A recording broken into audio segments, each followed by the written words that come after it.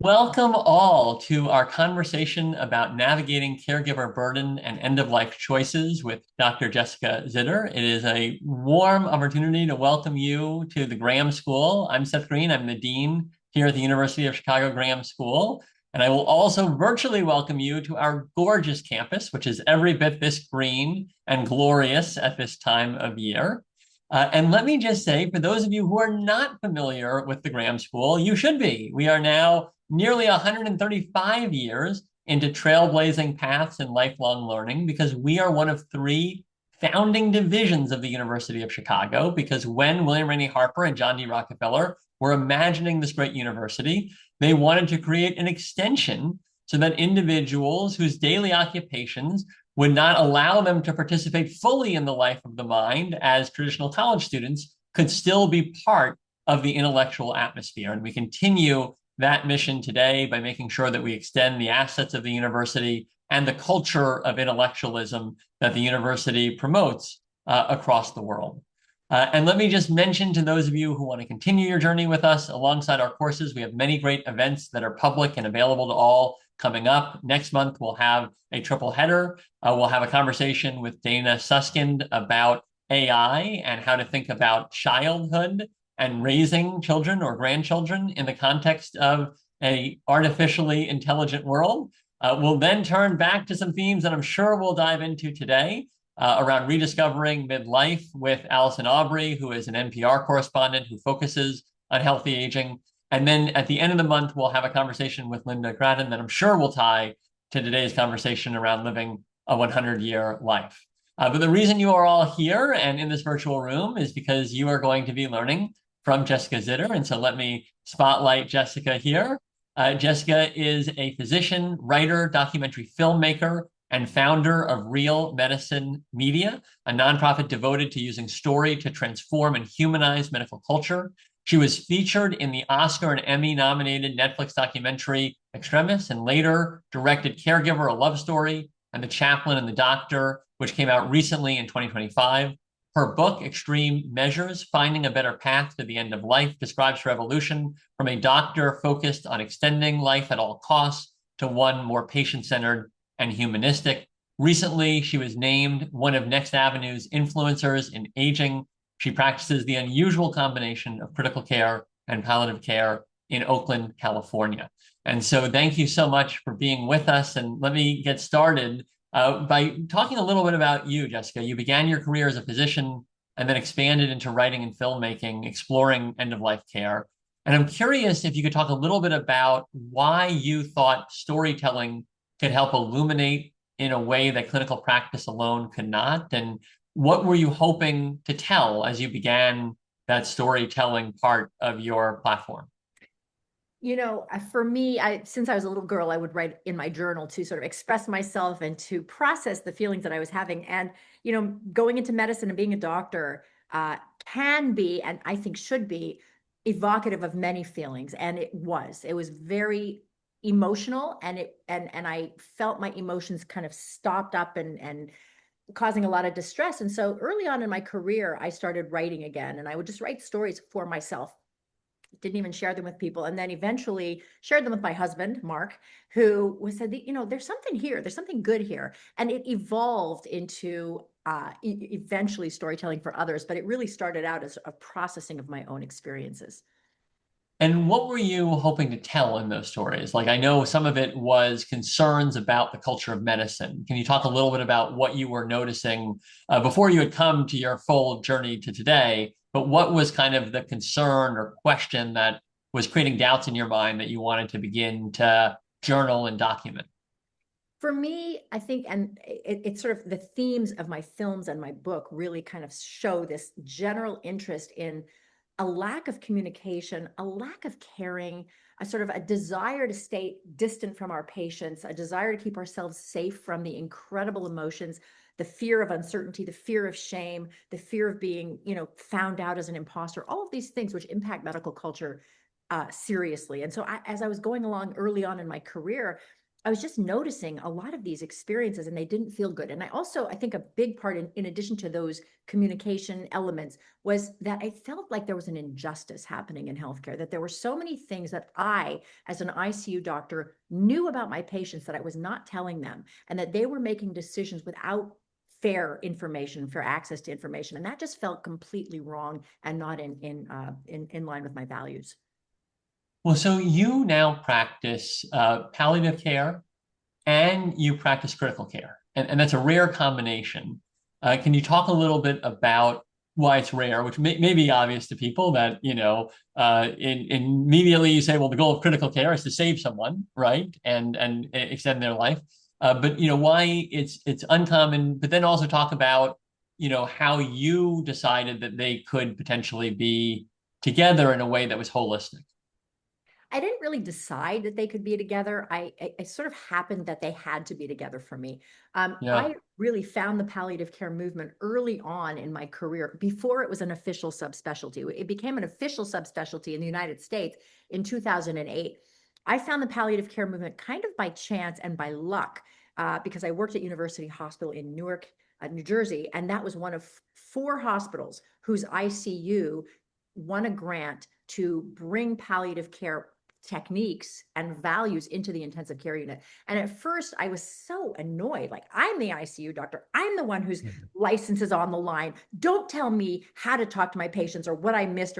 And there's a real hierarchy in the ICU. And when the palliative care team would kind of come into the ICU and tell me, you're not treating this patient's pain very well. You don't, did you even explain to this patient that they're dying? I found I was defensive and I was annoyed.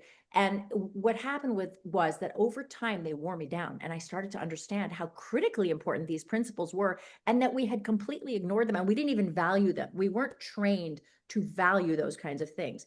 In fact, I will tell you one more thing.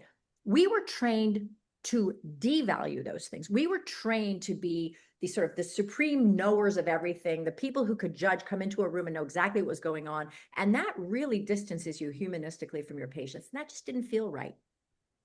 Well, so let's start in on your storytelling. Your first film, Caregiver, a love story, right? Can we talk a little bit about that way of your storytelling? You highlight the story of a man who is a caregiver for his dying wife, showing that caregiving can be both an act of love and a burden at the same time. And so, can you talk a little bit about the emotional and financial strain caregivers face, and then how the healthcare system might better support them, which is all kind of embedded in the storytelling of that documentary? Yeah, I mean, I think Caregiver Love Story, like my book, like Extremis, which was the first film I did, and like The Chaplain and the Doctor, shows things that I didn't know as a doctor. I did not know, even as a palliative care doctor, I didn't understand. I heard the words caregiver burden, but I did not understand what it was. I followed this couple who actually went to my synagogue. I followed them home because I knew that she was dying. And I thought, wow, she's handling this in a very brave way. She's very upfront with the fact that she's dying. She decided to choose hospice after really conferring with me. And she was going into it wanting to be very clear-headed about dying and doing it on hospice. And I was like, wow, this is so impressive. And then our community, our Jewish community, I thought, let's make a film about how good decision-making around dying. And so we kind of went to her house and we started filming in the house. And her husband, I thought he was just the guy who was going to open the door for the hospice people and for us as the filmmakers to come in. And it turned out that his story was the story that needed to be told. At first, I heard him complaining a little bit here. I'm so tired. I was like, why? I'm not going to use that. That's not going to go in the film. I want this film to be about this dynamic woman who's dying. And what happened was, as we were putting together the sort of first cut of the film, I started to see, oh my God, the person who's having the arc in this story, and storytelling is really about an arc. You have to have an interesting arc of discovery, Yeah. change. The arc was him. She was not the arc. He was the arc. It was his experience of kind of being on board with her, going into hospice, and then over the 9 weeks that she was on hospice, watching him deteriorate, watching him be completely, even with hospice involved, and they were great, and with a very caring community, he went off the deep end. He didn't have the financial support. He didn't have the physical support. He just didn't have the support he needed to do this job, which is so huge and so exhausting and so financially draining and physically and medically draining. And I started to understand just from looking at this and from realizing I was trying to tell the wrong story. This was the story. This was the change. And this was the public health crisis that we need to know more about. Even I, as a palliative care doctor, didn't really understand it until I went into their home. Well, and so, I mean, take that a bit further. So that's one man's story. It's a powerful and sobering one. It tells us how hard it is. I mean, for you, what does that say more broadly about what we need to be doing in terms of public conversation around caregiving? I think we still hear that word and think little kids, which obviously it includes, but Yeah. is not exclusive to, right? So there's a whole public piece of this in terms of awareness, understanding, but then there's also a policy and structure and systems piece in terms of what types of supports need to be in place. And I'm curious, having told this story, how you've reflected on those questions since. When this film was just about to come out, Biden had come out with this plan. I can't remember the name of the plan, but he was going to be putting $465 billion into supporting family caregivers. And by the way, at that time, 1 out of 5 Americans was a family caregiver. I'm not talking about for little children. I'm talking about this type of Right. family caregiver. I Yeah. think now approaching 1 out of 4. This is a rapidly right. By the way, Biden's all of that dwindled to zero. There was no money that came in for family caregivers. And I kept touting, oh yeah, there's this money and it's on the, we got to support Biden to get, and it didn't happen. So what's happening is there's this huge crisis. It's a public health crisis because really 1 out of 4 Americans being a caregiver, think about that. And Right. no one really understands it. No one talks about it. People who are caregivers feel guilty complaining or Right. talking about how exhausted they are. I'm the wife. This is my job. The fact is, they don't understand that they're part of a beleaguered and vulnerable community that needs to be supported. They don't feel confident asking for the help. They don't feel confident sharing their distress. And other people don't realize it. The other 3 out of 4 people have no idea what this person is going through. The people who know about it are the people going through it. So what I believe is, number one, we do not have a social safety net. We do not support caregivers. And this includes even wealthy people. This is a phenomenon that really crosses, obviously more vulnerable populations are more impacted by it, but it really does. It's something that will affect all of us. You think about it in America, families are smaller, families move away. There's more Right. and more burden on fewer and fewer people. And a lot of the times the burden is on an aging spouse. And it's simply not sustainable. We don't have money, we don't have support. People go bankrupt. A lot of times spouses die before the patient. People are socially isolated. People are terrible, anxiety and depression and isolation. It's a serious, serious medical burden. A lot of caregivers do not go and get medical support for themselves. And so their medical conditions are completely allowed to, go unchecked while they're trying to take care of these people. And it's just really, it's compounding upon compounding, and I don't see an end in sight. So I would think raising awareness, showing people you are going to be the 1 out of 4 people doing caregiving too at some point. And Yeah. who was it? I'll just say one last thing. Rosalind Carter had started a caregiving foundation, and she said basically everybody is going to either Right. be a caregiver, et cetera. Every single one of us will be impacted by caregiving and caregiver burden. Yeah.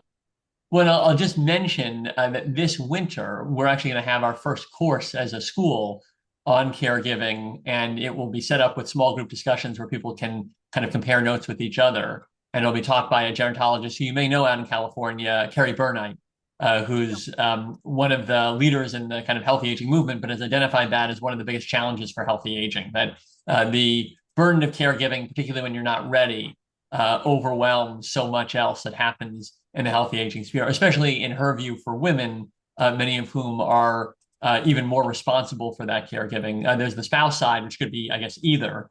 Yeah. But many are also doing it for sisters, for brothers, and that ends up falling disproportionately in many cases. Yeah. I want to kind of begin coming to another part of the work that you lead, Dr. Zitter, which is around kind of how this has influenced your sense of how to have more patient-centered care and how to move from a place where you're thinking about extend life at all costs to really having a holistic approach. And so you have a book, Extreme Measures, and that ends up becoming kind of the focus of that book. And so can you talk a little bit about what led you to this shift as a doctor, early in your career from kind of doing everything, right, which is kind of the default in medicine, is like if there's a possible solution, we must exercise it, right? To having a more kind of comfort focused, patient centered approach. Obviously, some of the stories you've already shared are influencing you, but just maybe if you could talk through that evolution, and then we can talk through some of your views today on how to think about these issues. Well, first of all, I think one of the things, again, that's sort of brought me into this movement was that not only did we, oh, well, if there's a chance that we're going to try this, it's not that. A lot of times, a huge number of times, we're doing things to people that we know aren't going to help. And Hmm. that is the serious injustice that is happening. And it's not And because, you're doing it for yeah, what reason? Because you can and because you want to show confidence that you know something, because going to them and saying there's no solution doesn't feel good for you, doesn't feel good, so you're kind of saving face. Is that a way to think about what's the motivation behind doing something, even if you know it's not going to work? What's there's, the yeah, the impulse there? well, there's so many motivations. Number one, there's a financial motivation because every dose of chemotherapy that you give, every, bronchoscopy that I do, you get paid for. And so, there's jokes about oncologists. I hope there's no oncologists on the call, but basically going and doing their last dose of chemotherapy, from the grave. I mean, it's a real problem. The metrics of giving chemotherapy in the last 2 weeks of life, that is a metric that is a bad metric, and it happens all the time. It is a huge problem. And that's just one example of many. So for me, it's not just, oh, maybe there's a chance this will help, or maybe there's not. That's one thing. When you know that coding a patient is not going to help, when you know that a person is very, very unlikely to wake up from, serious, and you don't sit down and tell people what a minimally conscious state looks like, or what ongoing, anoxic encephalopathy looks like. I mean, these kinds of things that we don't share with our patients, it's largely because we don't have the words, we don't have the training. Talking and processing someone's grief, processing someone's rage and anger, that is a very, very hard thing to do. And it is a lot easier to just go put a tube in there and put another tube in, put another catheter in. It's just easier. And there's all sorts of, you get paid for it, and it's easier. You don't have to deal with the emotions. You look like a smarter doctor. People like you.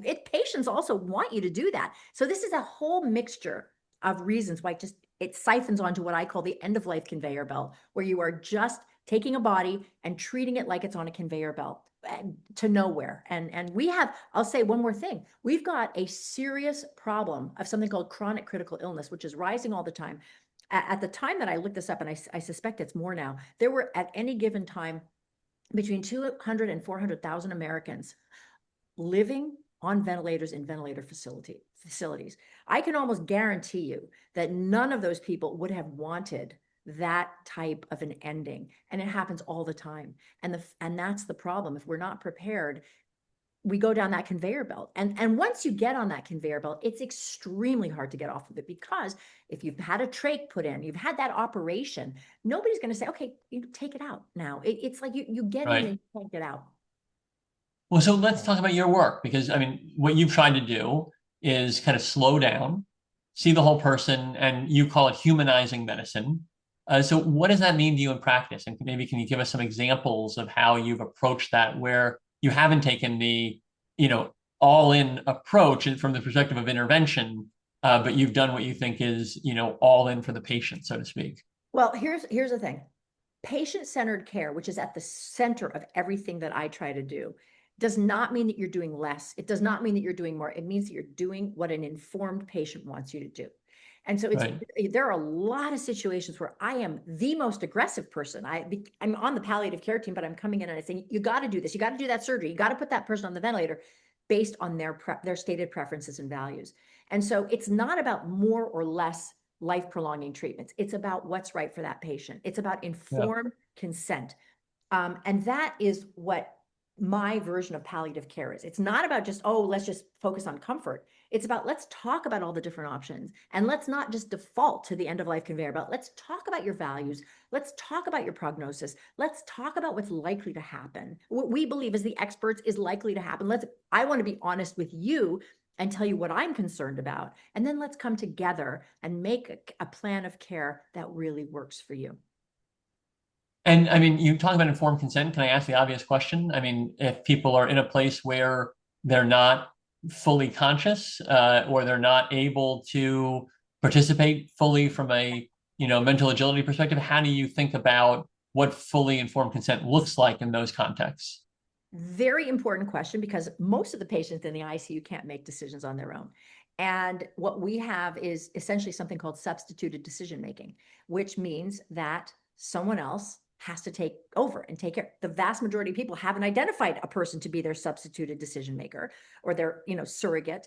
And even if you have, a lot of times it's just it should be my husband, or it should be. But the fact is, it should be the person who is most likely to know what you would want, because you have to substitute. You're not Right. there to make the decisions. Someone else has got to make those decisions. And frankly, if they're not prepared for it, and if they've never had a conversation with you, just like I said for the doctors, the easiest thing is just to say, okay, just keep treating her, just keep doing it. Because I don't want to be the one responsible for her death, which is how people see it. So I'm trying to remember where we started this conversation, this particular thing, but I think the really critically important thing for people to understand is that we have to be having these conversations more with our families, with our friends, and we have to really identify who are the people that we think are most equipped to be the decision makers for us in a substituted decision making scenario, and make sure that they have what they need to make the right decisions for us.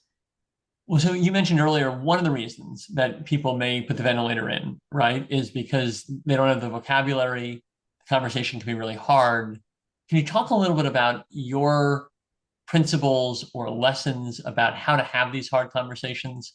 I mean, it is emotionally draining. I'm sure it's overwhelming to be. And so how do you do it? I mean, because I agree with you. I do think that, it is really challenging, and it's natural if that's going to be really tense. You're going to feel unrewarded, and money's going in the other direction, right? That's a pretty overwhelming lineup. So I guess starting with the first of those pieces, right?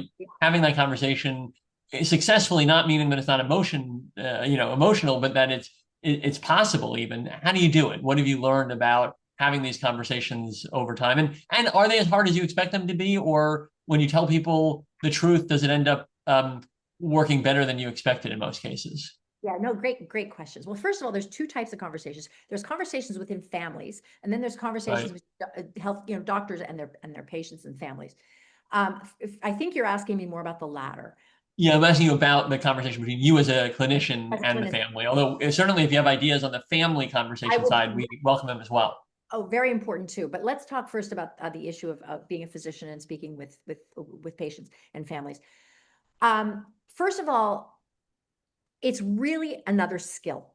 Just like putting in a ventilator, just like putting in a catheter, the skill of having a conversation about very challenging decision making and breaking bad news is something that needs to be practiced and practiced and practiced. It's not something that anybody knows how to do. And if you don't know how to do it, you just have no idea what to do. So I will tell you, And can I ask, when you were in medical school, was there training on it? Is there no, training today? I mean, do they train doctors, at it's that level? better. It's better today. We have programs like Vital Talk, which I don't know if you've ever heard of, but Vital Talk is a wonderful program that's actually started by my friend, an oncologist, Tony Bach, and some other wonderful people. And it really teaches healthcare providers the basics of communication about bad news specifically. And there's all sorts of mnemonics like, I wish that we could do it. There's actual language that we use that has been proven to actually engage people in a way that is productive. Yeah. And I think, and also that kind of helps you stand back as the sort of the supporter and facilitator of informed decision making. So number one, there are skills that can be learned by anybody who wants to, because the real reality is there are people who opt into learning these skills. There are people who do not opt into learning these skills. In fact, there are people Right. who just think that they're silly. Like, I'm here to save your life. I don't want to sit and have this conversation. And anybody else who comes in to have this conversation is somehow sabotaging my care. And that happens a lot. We had a neurosurgeon in our hospital who basically said, I do not want any palliative care consultations on my patients. So that happens a lot, or something not so nefarious, but like other doctors, just I will never consult. Who don't consult palliative care and really see it as an abrogation of their responsibilities to do that. So what I would say is your question about does it get easier, and is it as hard as you think it will be? It gets easier. It's practice like any other skill, and it's easier than you would think. People know. They know when they are dying. They know when they have a serious condition. They understand the risks on some level. And if you allow that conversation to start happening organically, and you elicit people's biggest concerns and their fears, you put them out on the table and you acknowledge them, that's when the real values-based decision-making can start to happen. Because if you're, one of the things that's a really good skill and technique in palliative care is to really say, I'm here. I'm here to support you.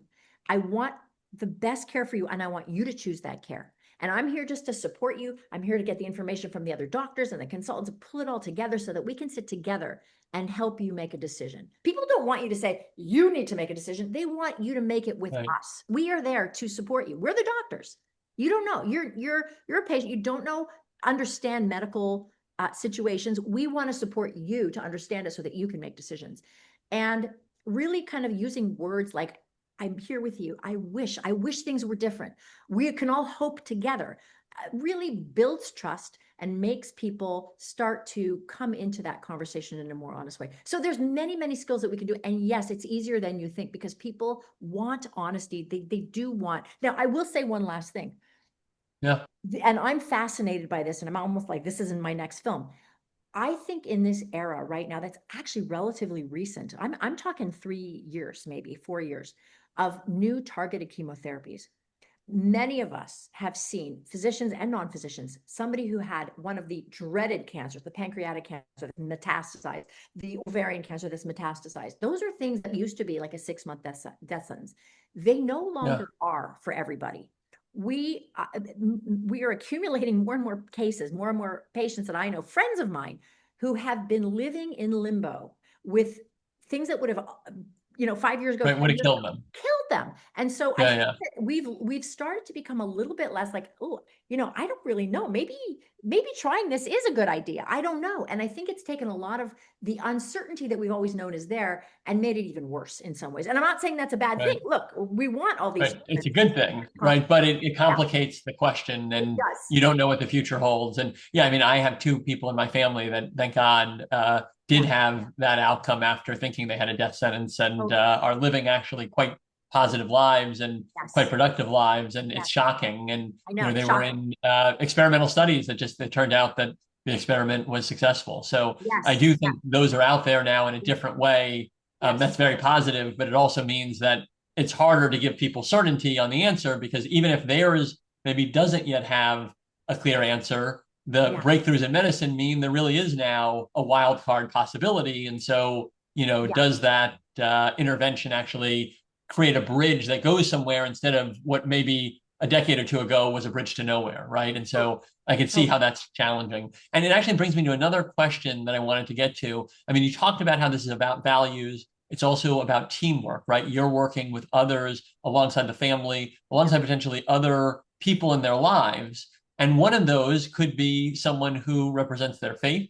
And Yes. you just completed another documentary last year, The Chaplain and the Doctor, in which you follow the relationship with Chaplain Betty Clark working together on the palliative care team at the William Chan Highland Hospital. And so I'm curious if you could talk a little bit about what that film reveals about the power of interdisciplinary care teams and how physicians can even learn from chaplains and others in the process of caring for the whole person. Again, we talked about hierarchy earlier on in this conversation. There's a huge, huge hierarchy on healthcare teams. Doctors are at the top, particularly ICU doctors and surgeons, and chaplains are way at the bottom. Let's face it. It's very, very hard for a doctor to think about learning anything from a chaplain, and that included me. And it was just really working with this woman for 15 years and starting to really watch her, even though at first I realized, like, well, what's a chaplain? Okay, she'll go pray with a few people. And that's nice for some people. I wouldn't want a chaplain. And to listen to her interacting with patients, not always around faith and spirituality, but around all sorts of things that are important to them, and seeing how she elicited a certain type of healing that was not happening in the room with me. When you are allowed to focus on things that are not the body, not medical systems and disease, but really on who is this person in the bed? What do they love, and what do they value, and what's important to them, and how important spiritual healing is as part of the healing that we think of as just, the medical, the body. The spirit is an incredibly important piece of this.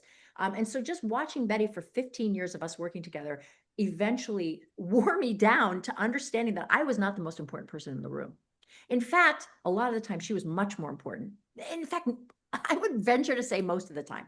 She really brought something in there that enhanced trust, and trust is a critically important piece of healing people. Just her being in there and her really attending to their spirit. So I have changed my practice. I mean, and you'll see this in the film. I hope everybody has a chance to watch it. We're actually, we were in Chicago. We went all over the Northeast and Midwest, and now we're about to do our second leg of the tour, which is going to be mostly the South and the West Coast. So I hope people get a chance to watch it, and eventually it will be streaming online.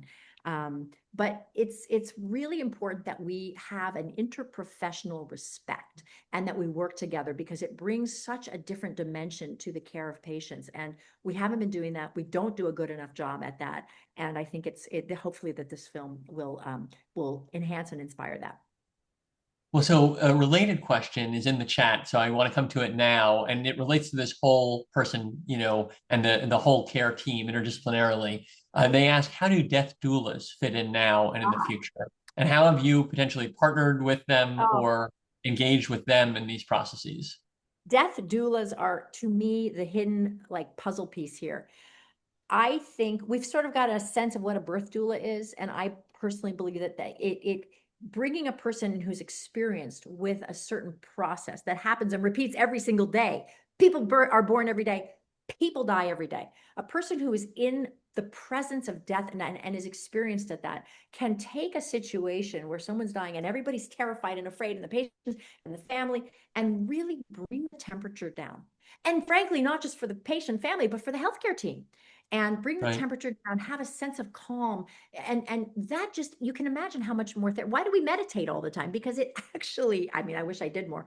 It really does bring it brings you out of your head and allows you to become more one with the realities of the world and what's happening around you. And I believe that death doulas are truly, we don't even pay death doulas. They don't get paid. And I think I want a death doula. I want two death doulas at my bedside. I think they will really enhance the care of patients. Can I ask you there, what else have you learned about your own decision making when it comes to that time? I mean, so you won a couple of death doulas, it sounds like, but I mean, seriously, I mean, you've helped so many people. I'm sure occasionally you reflect on it personally. As you think about that question, it may evolve, but how do you think about, like, if you were to describe your values for if you were talking to your doctor, how would you describe what you want at this point based on all that you've seen? Well, it's funny. What I would say, I'll tell you first and foremost, I want to die peacefully. When I'm dying, when I'm actually dying, I want to be surrounded by my family. I want people to be holding my hands. I want to be kept clean. I want my dog in my bed next to me.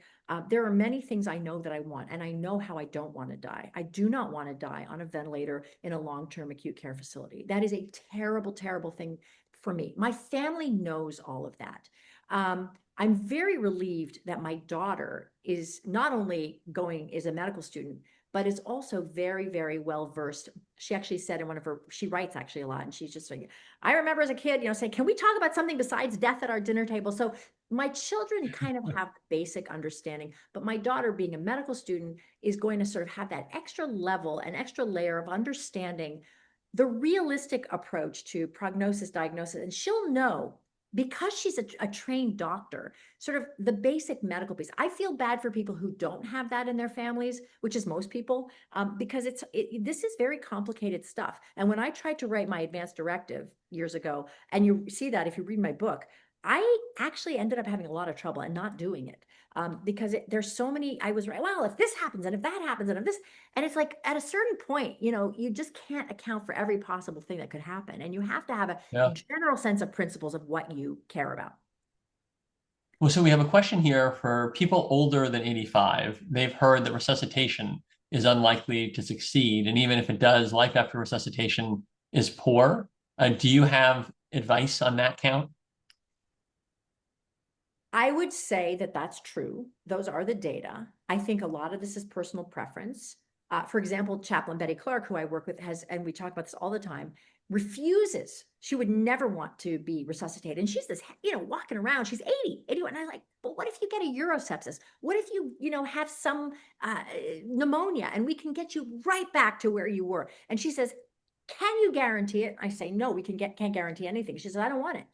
Now I would not make that choice. If I were 80 years old and I were as robust as she is, I would say if there's something that is truly, truly reversible, like an infection, I want you to resuscitate me.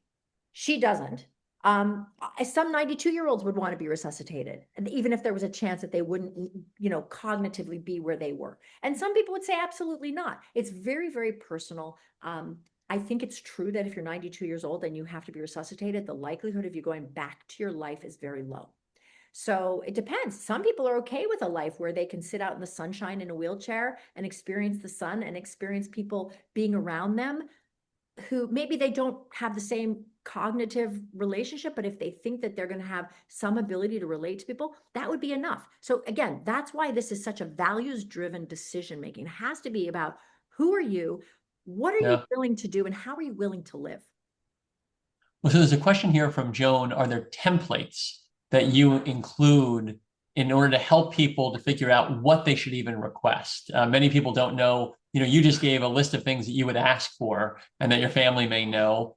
Are those out there? Are there recommendations you might have about thinking about the big issues that you should be reflecting on now and maybe naming in some way as you prepare? What I would recommend to every single person on this call is that you go look at the Prepare for Your Care, I think it's .org website. That's actually my friend Rebecca Sidori, who's a fabulous geriatrician, created that. And it's a place where you can go in and you can get sort of taken through this whole scenario of things that can help you with decision making and kind of thinking about the big picture and what are the options and what do you want and what's your value. So Prepare for Your Care is a good one. The 5 Wishes document, go look that up as well. There is a game called Go Wish, which I think is really helpful and people can play it with their families. And it helps, I played Go Wish with my son. Actually, we did it in public. And it's about like, what are the things that are most important to you? And you have to each of you lines them up. And they include things like, being at peace spiritually, being in all sorts of personal preferences. And I was shocked by my son's personal preferences because he said, I really want to be kept clean. And I'll tell you the honest truth. I love my son, but I would not have expected that to be one of those things. He wanted people to wash him. He doesn't like to be touched. So I was shocked, but you know how important that information was for me to know? Yeah. And you just can't know that if you don't have these conversations. Well, so I want to come to another question in the chat, which is about how you can take a faith-based orientation into account. They specifically say one centered on divine or natural healing when approaching end-of-life decision-making. How do you think about that for a person, helping them? Because often faiths are not totally precise or clear about the meaning, so you have ideas, but it can be interpreted in many different ways. How do you approach it as you're working with a patient in those settings? Well, first of all, I wish Chaplain Betty Clark was here because she has the perfect answer, which is it's not about religion.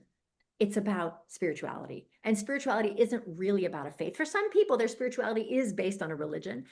For most people, it's not. We happen to work in a public hospital. Most of our patients are African-American and most of them are faith-based and they mostly belong to the Black church.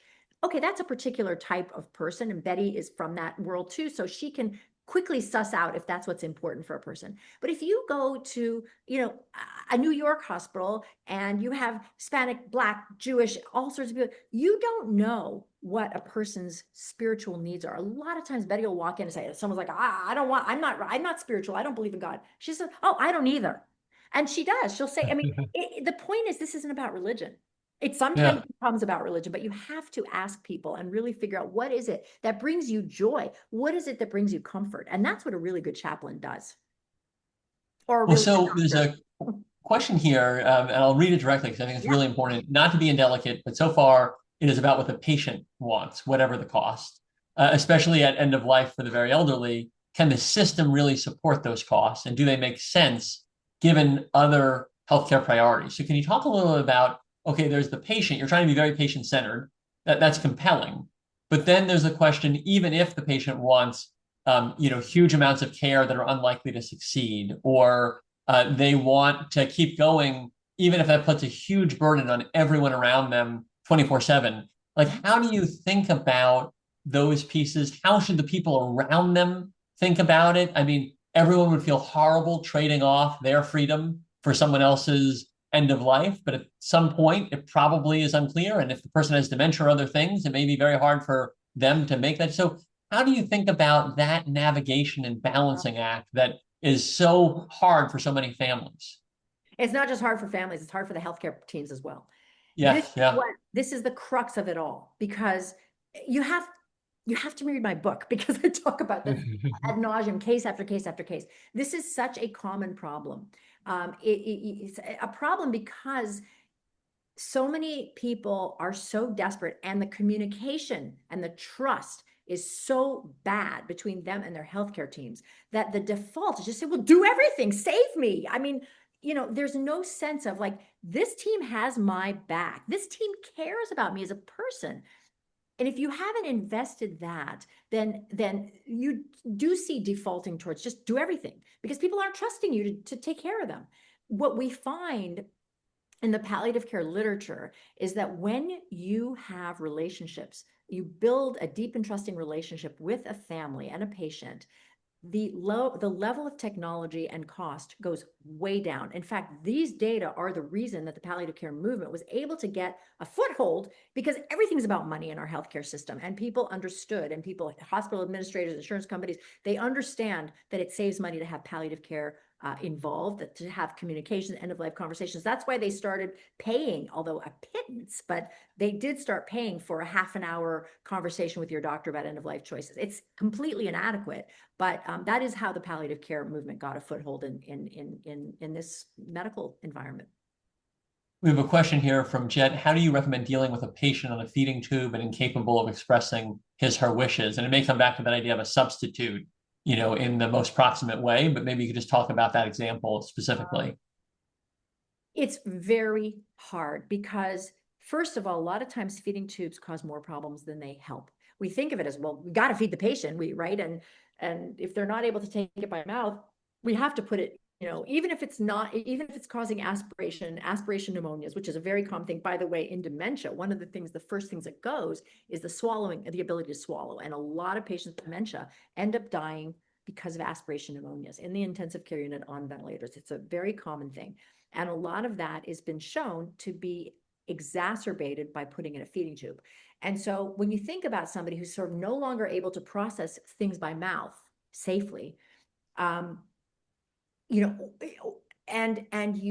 think about the idea of just saying, no, we're not going to put in a feeding tube and give huge amounts of calories. What we're going to do is we're going to do minimal taste, feeding by mouth. It takes more time, it takes more care, and it's just easier to stick a tube in somebody. And the idea of starving somebody, of not giving them adequate nutrition, is so anathema, so uncomfortable to most cultures, that we just end up sticking feeding tubes in a lot of people, and it causes more problems a lot of the time than it helps. So I would say, and I've written a lot about this, I've written a lot about this sort of drive to feed. I have an article in the New York Times called "Food and the Dying Patient," if people want to read it. But it's really about talking about how food is love, and not feeding feels like an abandonment. And in fact, a lot of time we need to take a breath. We need to back up. We need to have support our healthcare teams to understand the role that calories are playing in the care of this patient. And it's not always positive. I want to read a vignette here because I think it's so powerful from someone who's with us. My wife died in January after a 2-year battle with cancer. I was her primary caregiver with help from our sons. We had excellent care and made informed decisions, but even with all that, it was the most difficult challenge we ever faced. Journey from ambiguity to hopelessness, physical exhaustion, loss of a loved one, seeing your loved one suffer, just tough. And I'll just say 2 things here, and then I want to ask a closing question. One is thank you for sharing that. It's a really powerful example. And 2 is, I think that one thing that your work does, Jessica, is it brings awareness. And in that awareness, there is some comfort that, as tough as this is, you're not alone in this experience. And that has some value, even if it doesn't overtake the very hardship that everyone faces. And so thank you for what you're doing. It's a very important work, and it's not easy, as we've discussed. I want to close with the question of, where do we go from here? you've named that this is a relatively new field, that it is still vying for credibility in a world where there are still people who are clinicians who are saying, I don't want anyone from your team near us. But if you were to say, let's say you were now in the administration, in the future administration, you mentioned what are the big priorities that you think can move us as a society forward on what is going to become a more significant issue as we look to the future, given an aging country and world? I think, caregiver burden and supporting caregivers is just one angle of a bigger problem, which is we need to require our healthcare teams to be built to value and be rewarded for good communication, for humanistic thinking about patients and families, for holistic approaches to patient care. And right now, that is exactly the opposite of all of the incentives that we have.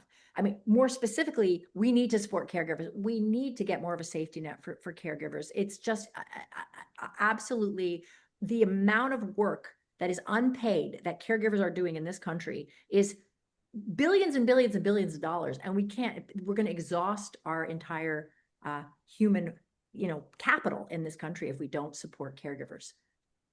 Well, I will just echo what's coming up in the chat. Thank you for an excellent presentation. This was incredibly informative and I mean, really extraordinary in terms of your ability to give stories that are clear, sobering, and inspiring all at the same time. So thank you. For those asking as well, we will have a recording, so we'll make sure that we share that. And we look forward to continuing the conversation with you and being a part of this movement coming in winter as we begin teaching about caregiving here at the school. Thank you again, and good luck as you continue your film tour in the weeks ahead. Thanks so much. It was a pleasure being with you all. Thank you all for joining us. Bye-bye.